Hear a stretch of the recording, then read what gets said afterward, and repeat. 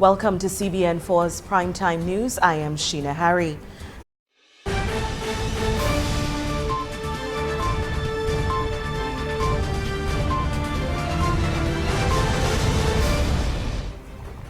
Welcome to CBN4's Primetime News. I am Sheena Harry.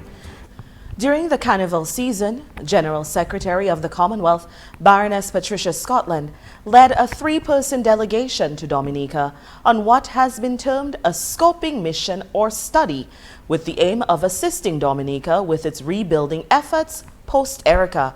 And at the end of the visit, the Ministry for Foreign Affairs hosted a press conference to allow for the government, Baroness Scotland and her team to provide some insight into the visit. Scotland said that the vision for Dominica is to be a true nature island.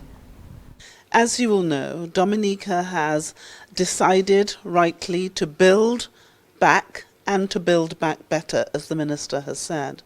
And in order to do that, we have been looking very carefully and listening very closely to what we are being told by Dominicans themselves as to what they want.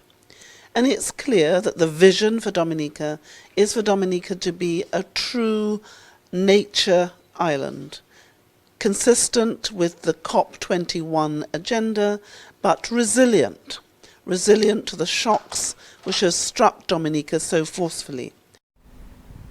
Patricia Scotland gave a brief idea of her task and the approach to the rebuilding efforts. And the task that was given to me was to see how I could best assist Dominica to deliver that which she has decided to do. And so the approach that we've taken is to create a needs-based assessment. What does Dominica need? Then to look at an audit. What has Dominica already done and what does Dominica have?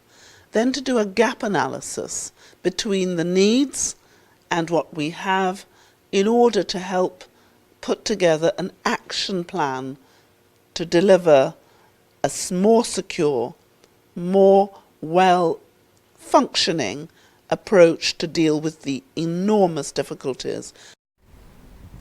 The Commonwealth Secretary General said that in order to do all of these things, we need the greatest expertise that we can find. And assisting the Baroness on her quest to rebuilding Dominica is John McAslan, who is a world-renowned consultant who has done tremendous amounts of work across the world, including Haiti. The solidarity among Caribbean islands in times of crisis was evident today as St. Vincent and the Grenadines presented $100,000 to the government of Dominica, the proceeds from a relief concert held in St. Vincent for Dominica post-Erica. Cultural ambassador and director of the concert, Rodney McIntosh, made the presentation on behalf of the people of his country. A rich country by any stretch of the imagination, but we are a good Caribbean neighbor. And I believe that throughout the region, we must all stand with each other. Sometimes the politicians don't unite us as much as they really should. But we, as Caribbean people, must always strive to reach out to our neighbors in whatsoever little way we can. In what was dubbed one of the biggest concerts in St. Vincent, artists such as T.O.K., Mr. Vegas and Sizzler performed, as well as local artists from St. Vincent and the Grenadines. Minister for Foreign Affairs and CARICOM Affairs, Francine Barron, expressed her gratitude to the people of St. Vincent for their swift response following Tropical Storm Erica. International friends and partners was immediate, and the government and people of our sister island of St. Vincent and the Grenadines were right there with us. We did not have to call on them. They called. They said, "You were with us when disaster struck us, and we are with you now." And besides the $100,000, the government of St. Vincent had also made available Bailey bridges in the early stages of recovery, bridges that were meant for their own use. And additionally, manpower was dispatched to Dominica in the form of nurses, doctors, engineers, and other professionals. Baroness said that this is a testament to the true unity that exists within the OECS. In other headlines, God's Family House of Worship in Portsmouth is hosting Camp Meeting 2016, The Outpouring, with a series of well-known guest speakers. And the church has welcomed Reverend Dr. Jamal Harrison Bryant of the Empowerment Temple Church in Baltimore, Maryland, a dynamic speaker who has spent years working with young people in his community. This pastor called, and after watching me for years on Christian television, both on TBN and the Word Network, said this guy's never been to our beautiful island. I have to admit, when the invitation first came, I thought I was going to the Dominican Republic, and then I repented when I found out this is really where God lives. So I'm glad to be at the original.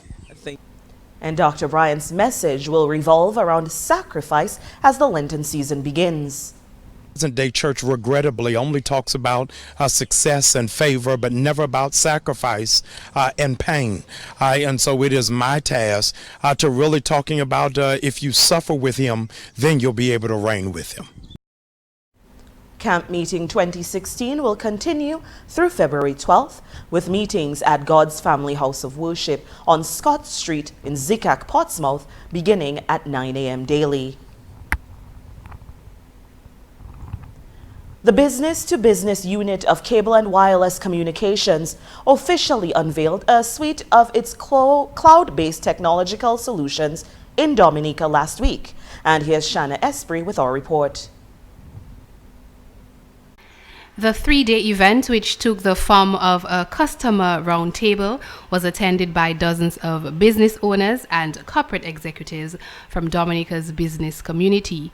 A delegation of cable and wireless business executives and ICT product experts from across the region convened at the round table to present and discuss the company's new suite of business solutions and products designed to help businesses cope in a fast-changing and competitive environment. The topics discussed at the customer round table included disaster recovery and cloud continuity, IT as a service, developing an efficient mobile workforce, managed security, managed wide area network services, and unified communication technologies. It was all designed to help the participants better understand how IT can help make them more efficient and enhance the day-to-day running to their organizations. The C&W business team also conducted a staff training session. Director of Sales for Ventures, Ricardo Bernat, said, "We are launching a new portfolio of value-based solutions on top of the world-class and secure infrastructure services that we provide. As a leading ICT provider globally, we look forward to serving Dominica's business community and helping it become more competitive using the enhanced services offered by Cable and Wireless Business." Cable and Wireless Business has over 140 years of history in the information and communications technology industry. By merging its heritage with top players in the business of driving innovation, the company is staying ahead of the curve and connecting businesses to unstoppable evolution. A report has stated that Chester Vidal, 30, of Cork Street, has died. The police report indicates that Vidal succumbed earlier this week from a stab wound. Public Relations Officer and Acting Inspector Pelham John Baptist stated it is alleged that Chester Vidal sustained a stab wound last month at Pottersville. Vidal walked to the Accident and Emergency Department of the Princess Margaret Hospital, where he was seen by a medical doctor and admitted. Chester Vidal succumbed to his injury on Tuesday, the report added. John Baptist indicated that one male adult who resides in Stock Farm is in police custody on suspicion of murder in relation to Vidal's death. A post-mortem will be convened as investigations into the matter continue. However, anyone with information regarding this incident can contact the Criminal Investigations Department at telephone numbers 266-5164, 266-5165, and 266-5119, or Crime Stoppers Dominica at 1-800-8477.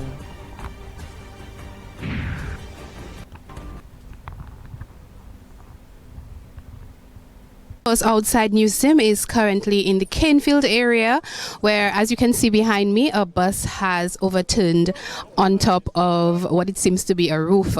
We're not sure exactly what happened, but what we do know is that nobody was hurt. The driver escaped without any injuries. But we have some eyewitnesses, so we're going to find out what they saw. We're on the scene. We come to assist to see if nobody get hurt, but not nobody on the scene. Only the driver alone, but apparently he was safe and things. So right now we're just waiting to see if the person in the house could get a little assistance for the house. And the bus driver was on his way to Upper Canefield at the time of the incident and escaped without any injuries. Willing to go up to Canefield Road to see maybe if he get one to passengers to maybe go back down to Roseau and things. So we don't know if somebody that put him off, like while he is going up and one coming down or what, we don't know. But as we can see, right now he have life, he has strength, so all we're trying to do now is to take out the bus on the house so we can see the damage from. And the house which the bus collided with was occupied by a family of 3, including a baby. Police officers were on the scene assessing the accident, but no formal report has been given. 5 men from Kings Hill are in police custody on attempted murder charges after severely beating a police officer in Roseau on Carnival Monday. Police PRO, Acting Inspector Pelham John Baptist, said the incident took place on Church Street Monday morning. John Baptist explained the police officer, Wilberton Jules, approached and identified himself to a group of young men who were behaving in a disorderly manner. The group proceeded to attack Constable Jules and inflicted numerous serious injuries to the upper body and head of the constable of the police with a hammer and a rock weighing over 15 pounds. John Baptist stated that Jules was assisted by members of the public who called for further assistance. Constable Jules was transported to the Accident and Emergency Department of the Princess Margaret Hospital by the Fire and Ambulance Services, where he was seen by a medical doctor and admitted. Investigation into the matter is ongoing. John Baptist informed 2 other suspects are being sought in the matter.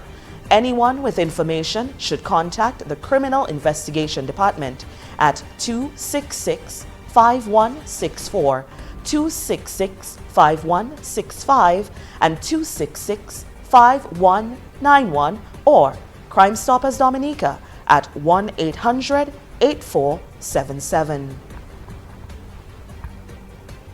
Sometimes messages from your cell phone company can be very annoying, and most times nobody even reads them. But Digicel has embarked on its own crusade and has joined the fight against Zika. Through a series of mass informative texts, Digicel is seeking to educate the public on the impact of the virus, as well as offering preventative measures. And going a step further, the company has used social media to bring awareness by posting a question and answer segment about Zika on its Facebook page. And the mosquito-borne virus has recently caused the World Health Organization to declare a public health emergency of international concern, and members of the OECS have made it a top priority. The success of the Carnival cameras has motivated key players to consider an expansion of that service. Platinum Security, the company behind the installation of the Carnival cameras and cameras dedicated to nabbing litterers, has announced its commitment to installing more cameras on the island, and that's according to proprietor Kimo Astafan. Exits, entries, etc., where we normally have predominantly crimes or fights or scuffles and so forth. Astafan says that partnering with Flow has been very inspiring. The first comment to me, Kimo, this camera is important for the protection of myself and my family. When you hear that from a regular guy at Flow that climbing a post, it tells you that it is serving a bigger purpose than just the police. And though it is a daunting task to install the targeted 29 cameras by the end of the year, Astafan said that this is necessary to help deter criminal activity, and his company will continue to work hand in hand with Flo and the Dominica Police Force. In more headlines, despite the usual scuffles experienced during Carnival and a few reported acts of violence, a general statement reveals that Carnival in Dominica was relatively peaceful. Police PRO, Acting Inspector Pelham John Baptist, reported Carnival activities were observed in the villages of Portsmouth, Salisbury, St. Joseph, Maho, Roseau, and Grand Bay. No serious incidents were reported in St. Joseph, Salisbury, Maho, and Portsmouth communities, but a few minor incidents were reported in St. Joseph, he said. John Baptist noted that in Grand Bay, 2 serious incidents of wounding were reported, and there was a serious vehicular traffic collision which left a 3-year-old injured. In Roseau, there were 23 arrests made, mostly for minor offenses of armed with an offensive weapon and disorderly conduct. Also in Roseau, there were 2 serious incidents of wounding where a police officer and a young man sustained serious injuries. Another police officer sustained injuries while on duty. And while we condemn every act of violence in the state, we must commend the citizens for their improvement in behavior during the Carnival celebrations in 2016, John Baptist stated. Survivors of the devastation caused by Tropical Storm Erica are faced with yet another crisis. The evacuees from Petit Savan, who have been temporarily residing at Springfield Guest House for almost 5 months, once again have to move, as the contract on their stay expired in December, but today is the deadline to leave. And the trek from Petit Savan was only the beginning. When it came time to find housing, the group was turned down by many local businesses who refused to collaborate with the government, leaving them with nowhere to turn. The emotional group expressed gratitude for the help of the people of Springfield Guest House, who have welcomed them, and for the provisions and supplies provided throughout the months. The bare necessities became luxuries. And they met with their parliamentary representative, Dr. Kenneth Daru, briefly last week, but are still awaiting further information from him about the relocation.